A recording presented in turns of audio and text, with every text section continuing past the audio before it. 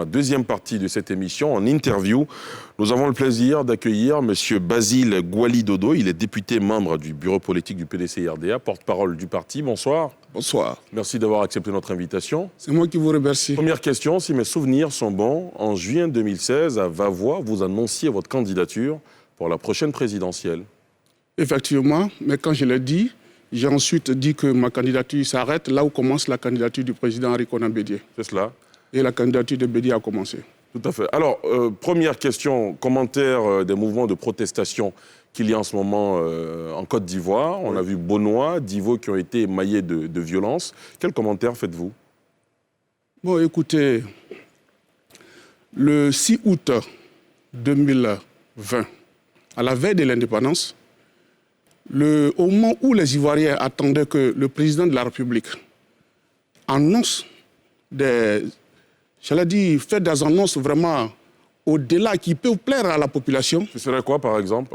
Par exemple, la libération des prisonniers politiques, la libération des députés qui sont détenus illégalement en prison, et ensuite aussi le retour du président Laurent Gbagbo, qu'on lui donne au moins sa carte d'identité, son passeport, le retour du Premier ministre Guillaume Soro. Au moment où on attendait qu'il fasse ces annonces-là, le président de la République, il profite d'une situation où il s'adresse à la nation ivoirienne pour parler de sa candidature. Nous regrettons ce qui s'est passé, mais c'est après ça, vous le remarquez, c'est après ça, mais les populations ivoiriennes ont demandé avec la société civile de protester.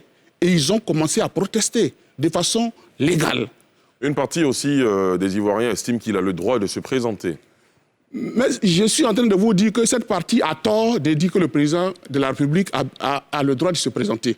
Aristide, vous dites qu'il viole la Constitution. Expliquez-nous, parce que nous, on ne comprend pas comment est-ce qu'il viole la Constitution. Mais écoutez, nous sommes en Côte d'Ivoire ici, la Constitution a été écrite, et vous savez, Non, citez-moi les articles de la Constitution. Mais écoutez, il y a l'article, comment on appelle, 483 de la Constitution qui dit qu'il ne peut pas être candidat. 183. Ah, d'accord. L'article 183. Qui dit quoi exactement? Je peux vous le citer parce que je vais vous citer cet article-là parce que c'est clair là. Hein.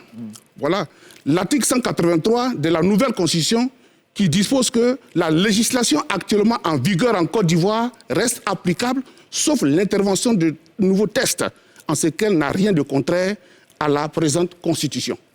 Mais on a bien expliqué que ça ne... Vous m'avez demandé, oui. Vous voulez que je parle? Oui, allez-y. Voilà ce qui a été dit.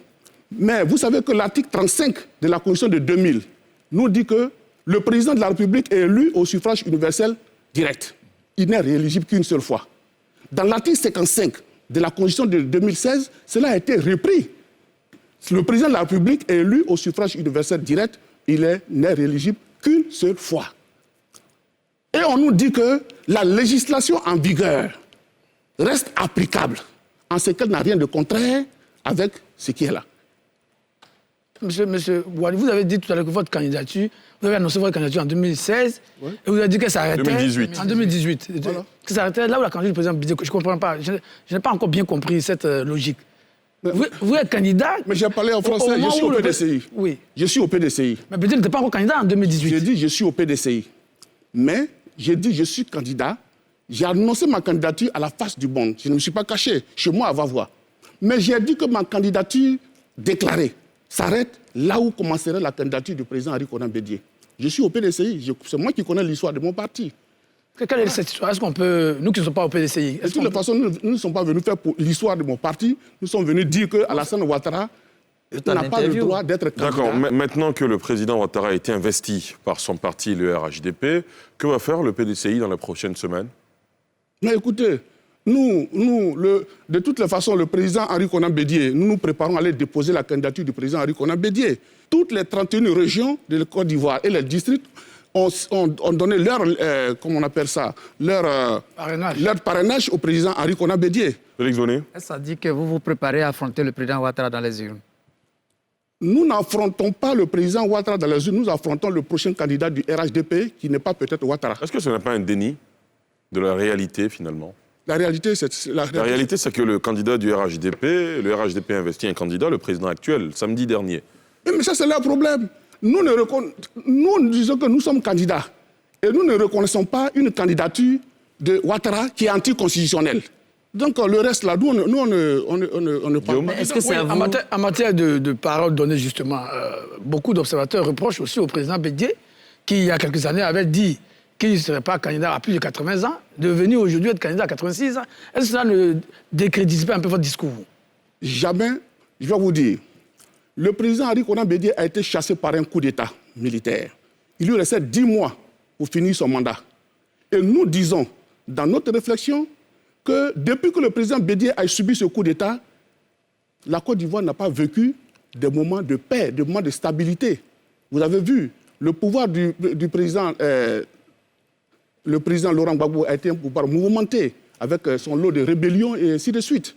Le pouvoir même du président Alassane Ouattara a été aussi un pouvoir mouvementé. Il y a eu des choses, je n'ai pas envie de revenir sur certains détails. La Côte d'Ivoire n'a pas connu la paix. Et nous disons au PDCI-RDA, le président Henri Konan Bédié, qui a permis au président Alassane Ouattara d'être président à 2 reprises, nous disons que le président Henri Konan Bédié doit revenir pour faire la réconciliation des Ivoiriens, pour réconcilier les Ivoiriens. C'est ça le combat du président Henri Konan Bédié, pour réconcilier les Ivoiriens. Oui, mais moi, le président... Et cette candidature, comme je le dis, c'est une candidature spirituelle. Pourquoi spirituelle? C'est Dieu qui va voter... Le 31 octobre. Ce n'est pas parce qu'on dit que c'est spirituel que c'est Dieu qui va voter. Expliquez-nous. Voilà. C'est une candidature spirituelle parce que depuis que Bédié n'est pas là, depuis qu'il a été chassé par un coup d'État, Bédié, la Côte d'Ivoire connaît des difficultés dans son cheminement. Mais le mandat du président Bédié aussi a été mouvementé. Il y a eu le boycott actif. Mais il a été chassé par un coup d'État. Moi, je ne parle pas de boycott actif. Je dis qu'il a été chassé par un coup d'État. Il lui restait 10 mois. Donc, il revient pour faire 10 mois. Dans le spirituel, Bédié demeure toujours le président de la République de Côte d'Ivoire. Mais et toutes les années que le président Bédié a fait dans l'alliance RHDP, finalement, au pouvoir? Toutes les années qu'il a fait. Oui, toutes les années. Est-ce que ces années... Les 8 ans qu'il a fait les 8 ans qu'il a fait avec le président Ouattara... Il a fait 8 ans aux côtés du président Ouattara. Il n'a pas fait 8 ans avec le président Ouattara. Le président Ouattara était le président de la République. C'est lui qui est l'inspirateur de tout ce qui se passe en Côte d'Ivoire. C'est lui qui développe son pays, c'est lui qui a son programme de gouvernement. Bédié était là en tant que quelqu'un qui pouvait lui donner des conseils s'il le veut. Mais ce n'est pas Bédié qui gouverne. Est-ce que le président Bédié n'est pas finalement comptable d'une partie du bilan du président Ouattara? Il a regretté d'avoir donné sa caution à Alassane Ouattara. Il a regretté d'avoir supporté Alassane Ouattara. Il a dit « je le regrette ». Alors, est-ce que ce n'est pas un peu trop facile de bénéficier des largesses de quelqu'un pendant 8 ans et puis, parce que justement... Vous parlez de bénéficier, c'est Alassane Ouattara qui a bénéficié des largesses de Bédié ou bien c'est Bédié qui a bénéficié des largesses de Ouattara? Faire de quelqu'un président de la République, vous savez ce que ça signifie? 2 fois. Lui donner la chance d'être président de la République en 2010, se renier en 2015 à travers l'appel de Daoukro pour lui permettre d'être président de la République au moment où tout le monde parlait en bien de lui. C'est l'homme à tout faire, il est très bien, et ainsi de suite. Aujourd'hui, les gens ont voulu faire disparaître le PDCI-RDA. Il a dit non. Il s'est désengagé. Où est le problème? On reproche au président Bédié aujourd'hui de faire alliance avec les adversaires de Faux-Boigny, c'est-à-dire avec le FPI aujourd'hui, Laurent Gbagbo notamment. Mais Laurent Gbagbo n'est pas adversaire du Faux-Boigny. Laurent Gbagbo, c'est quelqu'un qui il a été opposant, c'est normal. C'est un homme de principe. Mais est-ce qu'il y a une différence entre opposant et adversaire? C'est tellement différent. C'est tellement différent. Un opposant, il s'oppose. Il a des idées à donner. Voilà, un adversaire, c'est autre chose. Alors, honorable, je veux savoir, à 86 ans, Bédié a été quand même président pendant 6 ans. Quel était son bilan, les 12 chantiers de l'éléphant d'Afrique? Est-ce qu'il revient avec ça? Mais écoutez, vous connaissez ce que Bédié a fait ici. Parce que vous avez tendance à dire non, Bédié, les 12 chantiers de l'éléphant d'Afrique ont été arrêtés par un coup d'État militaire. Vous savez très bien qu'il devait faire le 3e pont. Le 3e pont, là, il a indemnisé tous ceux qui habitaient sur ce chemin-là. Il les a indemnisés jusqu'à ce qu'on lui fasse ce coup d'État sordide. Non, on dit bien les 12... Je parle de 12 chantiers, mais quand il va revenir, il a un autre programme. Bédié, il a tout fait ici. Qui a construit le palais de la culture? Vous croyez que Bédié n'a pas fait de goudron? Qui a construit le palais de la culture? là où vous partez vous pavader chaque fois. C'est Bédié qui l'a fait. Le vous n'est pas mis pour nous, j'espère. Je parle de... Enfin, je propose que le discours soit un peu moins, tendu. Moi, je voulais savoir, à 86 ans, qu'est-ce que le président Bédié va apporter, qui n'a pas pu apporter à la Côte d'Ivoire depuis le président Bédié près de 50 ans qu'il fait la politique en Côte d'Ivoire? Je vous écoute. Le président Bédié est d'une lucidité extraordinaire. Aujourd'hui, ce que recherche notre pays, c'est la réconciliation. Le président Bédié vient pour réconcilier les Ivoiriens et pour assurer la transition générationnelle. Réconcilier les Ivoiriens, y compris le RHDP? Mais attends, le RHDP, c'est des Ivoiriens. Pour réconcilier tous les Ivoiriens. On ne peut pas réconcilier les uns et puis oublier les autres. Il faut que je vous dise, au-delà des considérations politiques, le président Bédié, il est chef de famille de Ouattara. Au-delà des distances que nous avons, au-delà de certaines incompréhensions sur le chemin politique. Mais si ce sont des incompréhensions, pourquoi finalement on n'a pas mis l'intérêt supérieur de la nation au centre pour trouver un consensus? Le 11, c'est mis pour qui? Pour l'ensemble de la classe politique. Le président Ouattara et le président Bédié qui étaient ensemble. Oui, mais attends, le président, il revient au président Ouattara de certainement appeler son aîné et puis pour en parler. C'est tout. Honorable, nous sommes en Afrique. Il y a des choses qui peuvent aller vite. Mais aujourd'hui, bon, si les démarches ne sont pas faites par le président Ouattara, ce qui est sûr, nous, on va aux élections. Ce que vous êtes en train de nous dire, c'est que le président Bédié est disposé à l'ouverture. Le président Bédié, il vient pour réconcilier les Ivoiriens. Il est disposé à l'ouverture. Quand il est sorti, quand le président Laurent Gbagbo a été libéré de prison, mais le président Bédié est parti lui rendre visite. Est-ce qu'il ne sait pas dire que... Mais que dites-vous de ceux qui pensent que cette visite était opportuniste? Mais c'est leur avis. Dans la vie, il faut laisser les gens libres de penser ce qu'ils veulent. Voilà, c'est tout. Le président Bédié avait dit en 2011 que le président Gbagbo, est-ce qu'il lui arrivait, qu'il était là, bien là où il était? Il a dit, et le président Gbagbo l'a reçu, et ils ont parlé.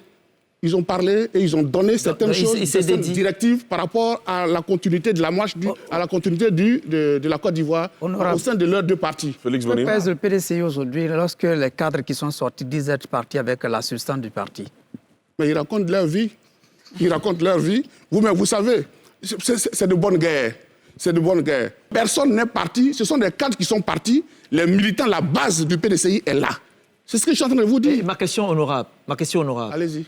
Qu'est-ce qui explique, vous qui vous parlez de démocratie, vous avez refusé que le jeune KKB se présente à la candidature à la Convention? Vous n'êtes pas au courant des informations parce que personne n'a refusé que KKB se présente je n'avais pas fini ma question. Quelle est votre histoire avec le président Bédié? Merci, mais je vais répondre d'abord à votre question. Ouais. Le jeune KKB, vous parlez de jeune KKB. KKB, il était déjà parti. Et parti puis après, où? Il est parti, on ne sait pas où. Et puis il est revenu. Oui. Quand vous dites parti, il a quitté le parti? Il n'était plus... Il était en rupture de banc avec le PDCI-RDA jusqu'à un certain moment donné.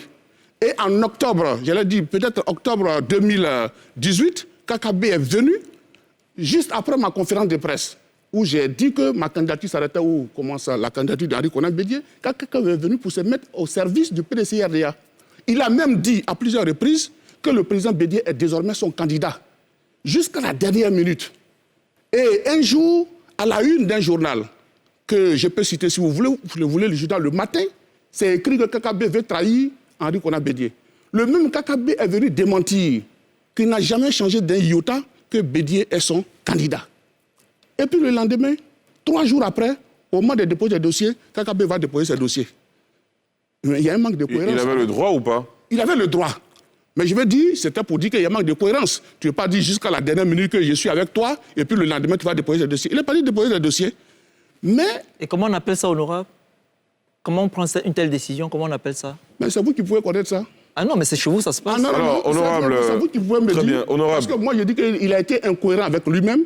Il est parti déposer ses dossiers, et puis ces dossiers ont été rejetés. Était-il en règle ou pas? Ces dossiers n'étaient pas en règle. Il y a eu des falsifications sur ces dossiers.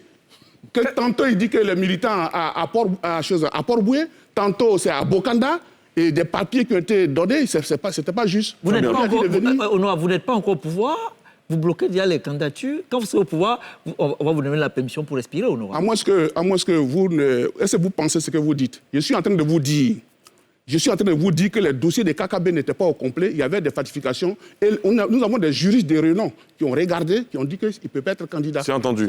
Honorable, au terme de cette interview, quelle sera la valeur ajoutée de l'offre politique du PDC-RDA pour la prochaine présidentielle? Écoutez, le PDC-RDA, la première des choses du PDC-RDA, c'est d'organiser la réconciliation avec les autres partis EDS, avec les autres groupements politiques EDS, Front Populaire Ivoirien, et ainsi de suite. Et même avec le RHDP. Il faut faire la paix, la vraie paix entre les Ivoiriens. Ça, c'est la première démarche du président Henri Bédié. Et puis après, nous allons nous attaquer, évidemment, à l'école, à la formation. Au-delà de l'éducation nationale, il y a la santé. Il ne faudrait pas que les Ivoiriens aient peur. Très bien. Il ne faudrait pas que les Ivoiriens aient peur de toutes ces actions folkloriques que nous voyons un peu partout. De toutes ces annonciations de campagne du président Alassane Ouattara. Parce qu'Alassane Ouattara a déjà fait ce qu'il pouvait faire. Nous allons revenir pour reprendre les choses à main. C'est entendu. Merci. Merci à vous, Basile Gouali Dodo, député membre du bureau politique du PDC-RDA, par ailleurs porte-parole de la formation politique. Merci d'être venu répondre aux questions de NCI 360.